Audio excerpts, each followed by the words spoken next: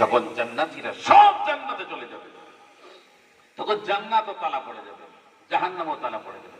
মানে জাহান্নাম থেকে যখন বেরিয়ে যাবে যাবে যাবে, যেতে একটা দিন সময় হবে, তো শুধু জাহান্নামীরা পড়ে থাকবে, কোনদিন জান্নাতে যাবে না।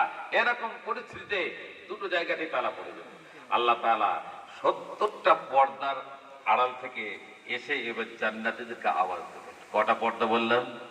70টা পর্দা। আল্লাহ রাব্বুল আলামিন বলবেন, ও আমার জান্নাতি বান্দা বান্দি শোনো, তোমরা কেমন আছো বলো।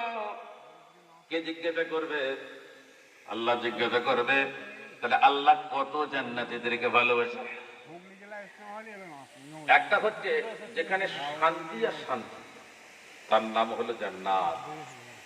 আর যেটা অশান্তি আর অশান্তি, তার নাম হলো জাহান্নাম।